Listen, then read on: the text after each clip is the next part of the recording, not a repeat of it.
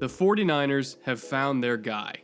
After starting the 2017 season with a dismal 1-10 record in their first year under Kyle Shanahan, the Niners have now ripped off 4 straight wins to start the Jimmy Garoppolo era, and for the first time in a long time, the franchise seems relatively stable. Jimmy G isn't perfect, I don't think anyone honestly expected him to be, but he's just what the 49ers need right now. He's confident, he's tough, he's a leader both on and off the field, and he brings out the best in the players around him. San Francisco's roster is obviously full of holes, but the hallmark of a franchise quarterback is being able to lead a worse roster to a win over a better roster, and that's exactly what Garoppolo has done.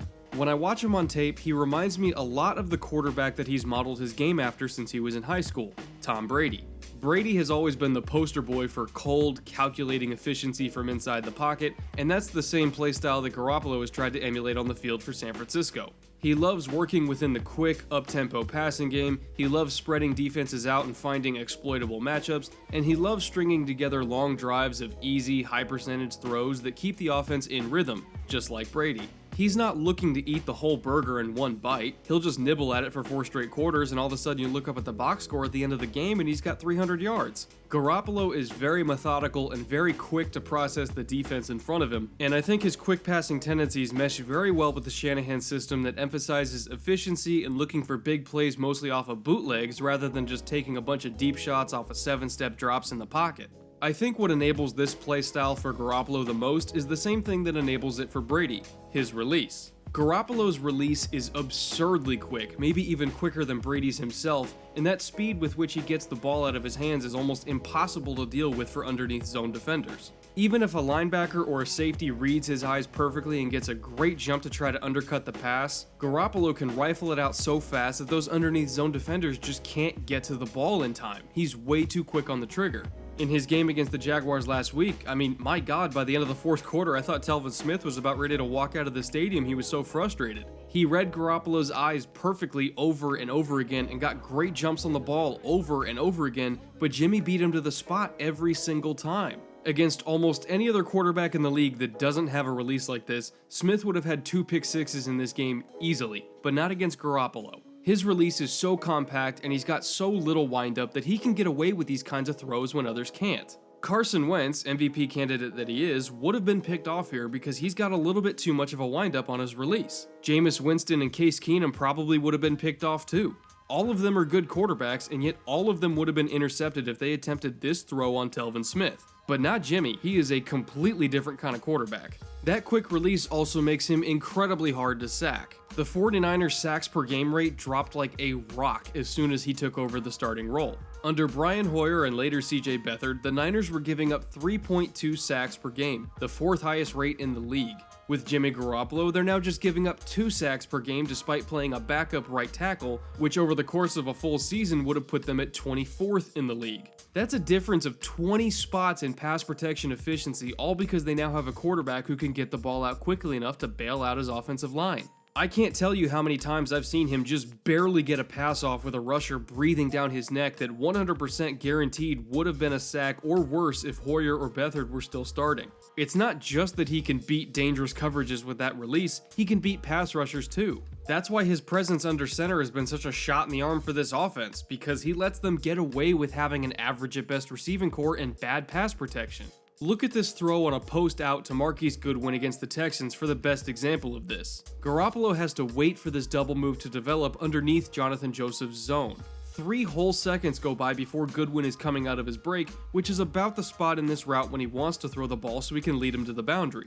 3 seconds is a long time in the NFL, long enough in this instance for Bernard McKinney to come completely free on a green dog blitz up the middle. When Garoppolo lifts up his front foot to start his throwing motion, McKinney is only 3 yards away from him and coming at a dead sprint. He basically has no time to throw at all, but because of his release being obscenely quick, he still gets this pass off and completes it for a 13-yard gain. I timed it out frame by frame, and Jimmy's release on this play was just 0.43 seconds, which is on par with guys like Aaron Rodgers and Dan Marino. Those are 2 of the fastest releases ever, if not the fastest releases ever, so that's what defenses are dealing with here when we look at how quick that ball is coming out of his hands. Mechanically speaking, and that's what I'm most interested in, here's how it works, and I'll use the broadcast angle from this very same play to make this point easier to illustrate. When he starts this throw, the ball dips a little bit, but no lower than the numbers on his jersey. He's not bringing it down to his belt like the windup for a pitcher in baseball. Some quarterbacks with longer releases tend to do that when they come from a baseball background, which a lot of quarterbacks do. They drop the ball way down low like they're throwing a pitch, and it just makes it take forever. Additionally, when he's bringing the ball back behind him to load up for the throw as he steps with that front foot, that forearm is at a 90-degree angle to his bicep. He's not extending his forearm any further than he needs to way behind him. He's keeping everything at that golden 90-degree angle. Same thing when the ball comes up top. He's got a 90-degree angle on the elbow and a 90-degree angle on the armpit. Those right angles are crucial. If you start extending everything out and basically elongating your arm as you bring the ball behind you, that's when you start to see that looping motion that gets quarterbacks in trouble. Extending your arm like you're throwing a two-seam fastball can make the release way more cumbersome, and if you've got a 250-pound linebacker running full steam at you from 3 yards away, that's a problem. Every millisecond counts in those scenarios, so he keeps those angles compact to make sure his delivery is as quick and as safe as possible. Now, let's look at his front foot and his front elbow, which from here on out are pretty much going to be the stars of this episode. His front toe is a little bit closed to the target, meaning it's pointing slightly inside rather than pointing directly at the target, which is a little bit of a problem, but we'll get into that later. His front elbow, however, I think that's where this release shines the most. You can see he's really pulling it across his chest as he loads up the throw, almost like a backswing in golf. He's loading up just as much with that front shoulder and front elbow as he is with the back shoulder and back elbow. And as he's coming through with that throw, he's keeping his front elbow tight to his ribcage and really pulling it hard around his body. Bringing that elbow tight to your ribs as you release creates a lot of torque as opposed to kind of chicken winging it out, and it keeps you balanced and centered above that front plant leg, which is really important for getting velocity on these passes. Throws like this one in the face of pressure are what excite me the most about Jimmy Garoppolo. You have to be literally inside of 3 yards away, running at a full sprint before he starts his throw, or you will not get to him. That in itself is insanely frustrating to deal with as a pass rusher, and it's why despite having pretty poor pass protection in his last 4 starts, he's only taken 8 sacks. Someone with a slower release, and more importantly slower decision making, would have easily taken twice that amount. That's how valuable Garoppolo's skill set is to this offense right now.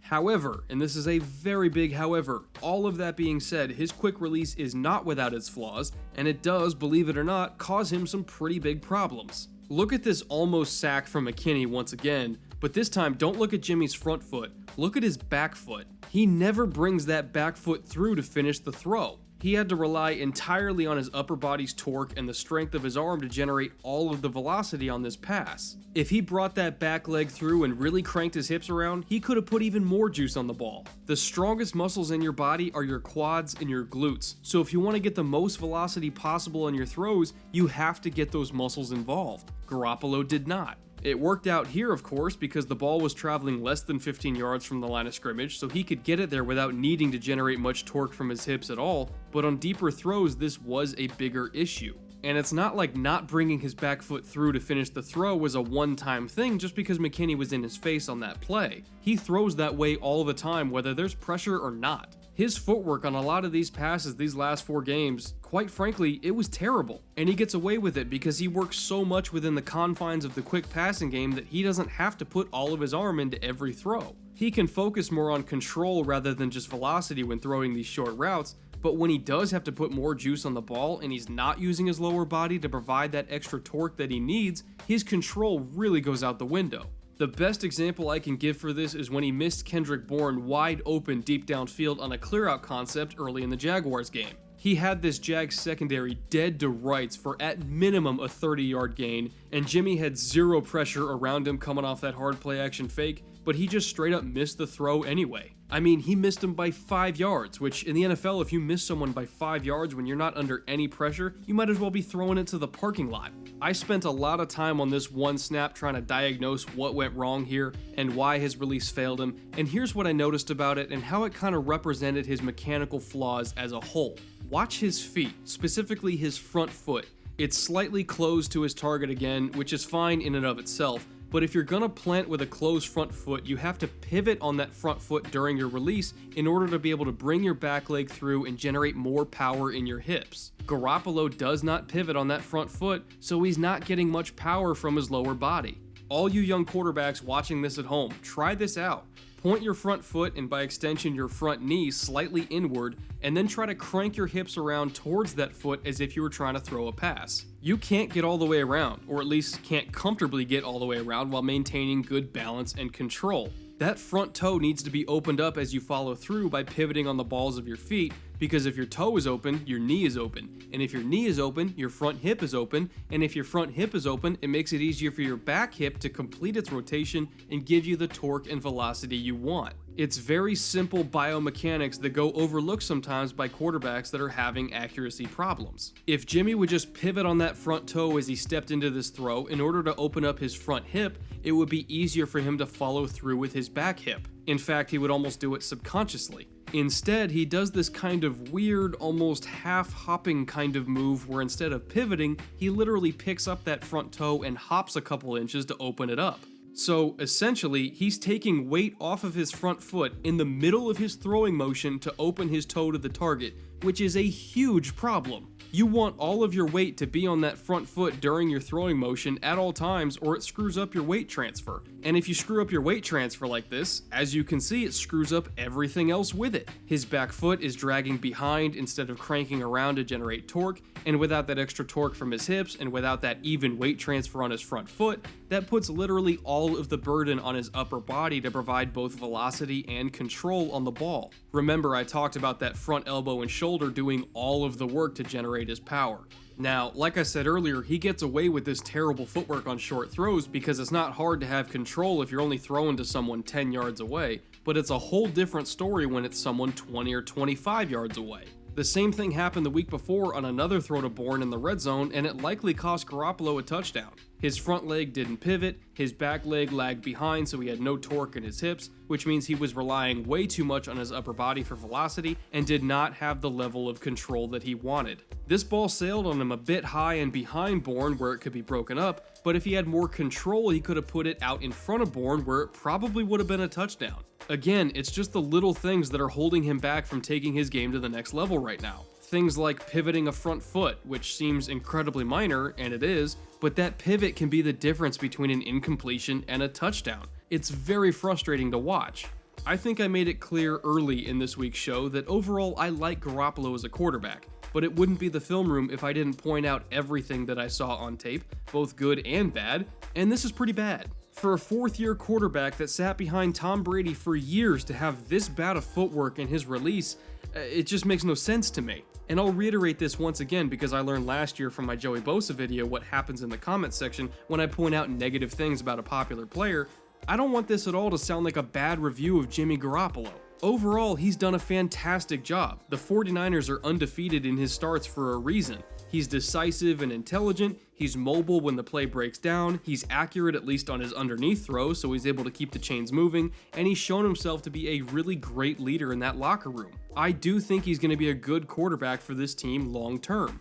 But long term, I think what's really holding Garoppolo back from rising above good to become great is Jimmy Garoppolo himself. If he can just fix his footwork so he can improve his downfield accuracy, and if he can rein in his overconfident tendencies just a little bit that cause him to make some absolutely boneheaded throws off his back foot that he really should not make, the sky's the limit for him. He's intelligent, athletic, and tough. Those are the three most important qualities of a quarterback, and he's got them. But if you add in being a fundamentally sound passer who doesn't try to rescue the unrescuable play all the time, I mean, that literally describes Tom Brady. That's what Jimmy Garoppolo could be. He could be Tom Brady if he fixes the flaws that are holding him back. I'm dead serious about that.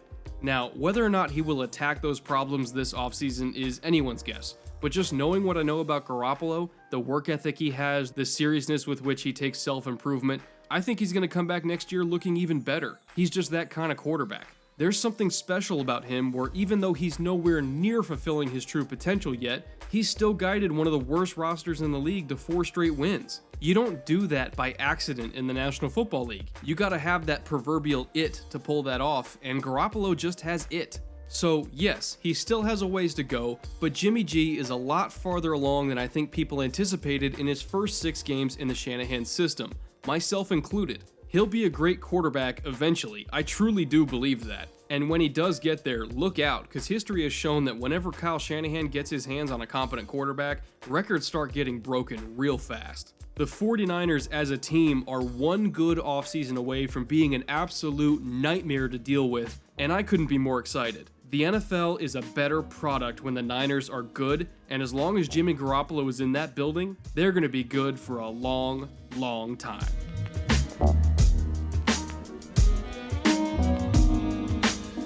Thank you so much for watching this week's episode. As usual and for the rest of the season, we are still sponsored by our friends over at the BetDSI Sportsbook, which means you can still use promo code FILM25 to get a free $25 wager credit to bet on this weekend's games. It's our last full regular season slate of the year, so I'm excited to see those last playoff spots get locked up and we can finally start talking about those postseason matchups. But before we get into that, make sure you head on over to BetDSI and take advantage of this offer while you still can.